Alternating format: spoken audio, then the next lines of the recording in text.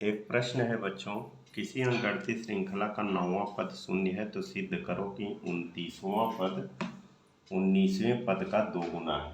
तो हमको क्या करना है कि टी समांतर श्रेणी का 9वां पद शून्य है, इसलिए T9 बराबर 0, Tn बराबर a plus n minus one into d होता है। तो T9 बराबर a plus 9 minus one into d, यानी n की जगह 9 किया तो T9 बराबर आ गया a प्लस 8d, यानी a प्लस 8d बराबर 0 हो गया, क्योंकि T9 की जगह हमको 0 रखना है। अब Tn बराबर a plus n minus one into d फिर से लिखते हैं, क्योंकि 29वां पद निकालना है। तो T29 बराबर a plus 29 minus one into d. तो T29 बराबर a प्लस 28d हो गया, यानी T29 बराबर a प्लस, क्योंकि यहाँ 8d है तो इसको भी हम 8d कर दें। अभी कितना बचा, इसमें 8 करेंगे, कम करेंगे तो प्लस 20d। ये इसको हमने विभाजित कर लिया 20d और 8d में, दोनों में बांट लिया तो 20d और 8d मिला के 28d होता है। तो T29 बराबर a प्लस 8d का मान यहाँ कितना है, 0 प्लस 20d, यानी इसलिए का इधर चिन्ह लगाते जाना। इसलिए T29 बराबर 0 में 20d जोड़ेंगे तो 20d ही आएगा। ये समीकरण नंबर 2। अब क्या करेंगे, अब देखो यहाँ 19वां पद निकालना है, क्योंकि 19वां पद भी ज्ञात करना है। तो Tn बराबर a plus n minus one into d. तो T19 बराबर a plus 19 minus one into d. तो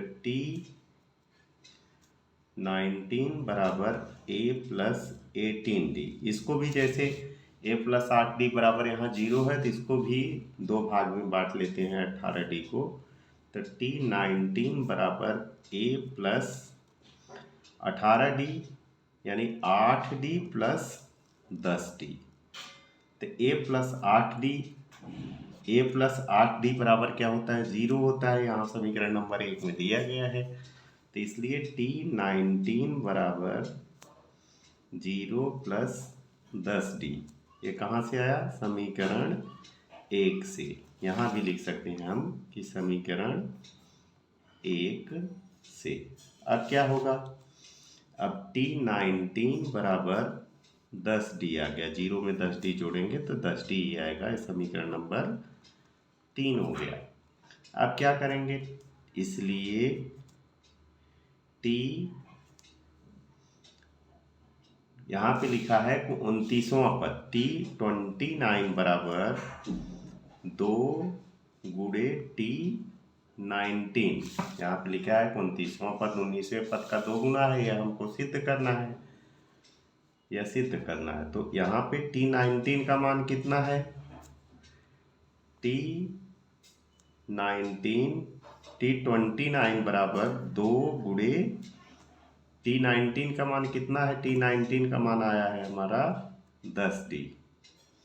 तो T29 बराबर 20d।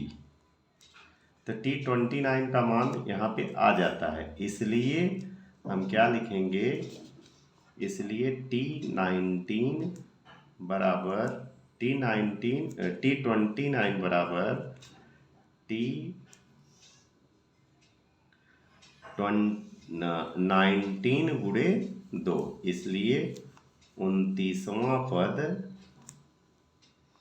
19वें पद का दोगुना है, यही हमको सिद्ध करना था।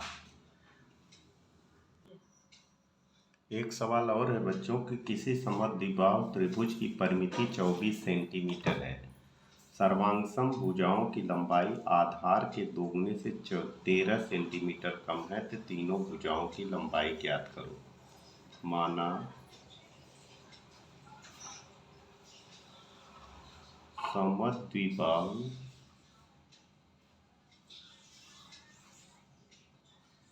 समद्विबाहु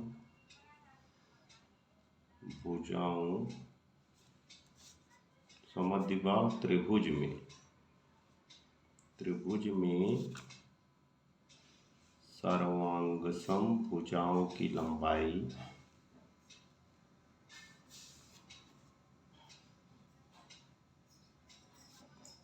x सेंटीमीटर तथा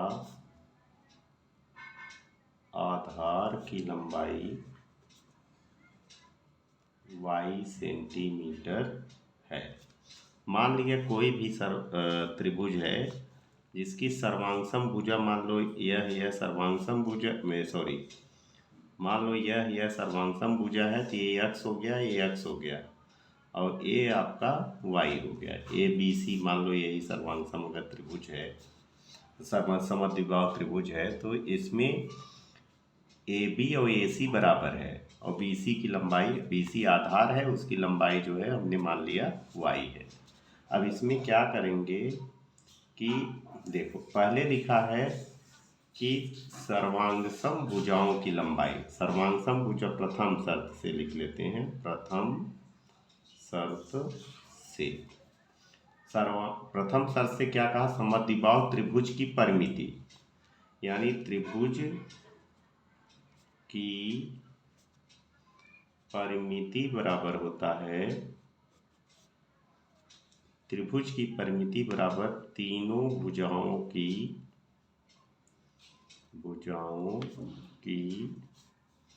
लंबाइयों का योगफल। ये त्रिभुज की परिमिति होती है। तो त्रिभुज की परिमिति क्या है, यहाँ पे x, एक भुजा x है, प्लस x और प्लस y बराबर कितना आना चाहिए, त्रिभुज की परिमिति दी है 24, तो 24 लिख दिए। तो यहाँ आ गया 2x प्लस वाई बराबर 24। ये समीकरण नंबर 1 हो गया। द्वितीय शर्त कहता है, द्वितीय शर्त से सर्वांगसम भुजाओं की लंबाई, सर्वांगसम भुजा क्या है, x बराबर आधार की लंबाई का दोगुना, तो 2 गुणे y, 2 गुना आधार की लंबाई हो गया, इससे 13 सेंटीमीटर कम -13, तो x बराबर 2y माइनस 13 प्लस 2y इधर आएगा, तो x माइनस 2y बराबर -13। ये आपका आ गया समीकरण नंबर 2। यहाँ देखो समीकरण 1 में अगर यहाँ 2 का गुणा कर दें 2y हो जाएगा, तो समीकरण 1 में 2 से गुणा करने पर, समीकरण 1 में 2 से गुणा कर दो, 2 दूनी 4x प्लस 2 का y में गुणा 2y बराबर 24 दूना 48, समीकरण नंबर 3। अब देखो हम क्या करेंगे, ये 2y प्लस है, एक माइनस है, तो समीकरण 2 व 3 जोड़ने पर, समीकरण 2 और 3 जोड़ दो, x माइनस 2y बराबर -13 है, और यहाँ पे है 4x प्लस 2y बराबर 48। जोड़ रहे हैं तो ये इससे कैंसिल, 4x और 1x मिला के हो गया 5x, 5x बराबर 8 में से 3 गए 5 और 4 में से 1 गए 3, तो x बराबर आ गया 35/5, कितना आया 7, x बराबर 7, इसलिए x बराबर आ गया 7। तो सर्वांगसम, इसलिए x किसका हम माने हैं, x माने हैं सर्वांगसम भुजाओं की लंबाई, इसलिए सर्वांगसम भुजाओं की लंबाई बराबर 7 सेंटीमीटर। आधार की लंबाई निकालते हैं। आधार की लंबाई निकालने के लिए क्या करेंगे, समीकरण 1 में x का मान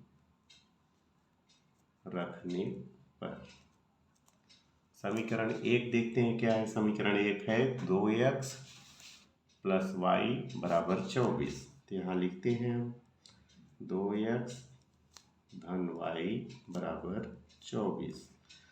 तो 2 गुणे, यहाँ पूछने हैं तो गुणे लिखेंगे।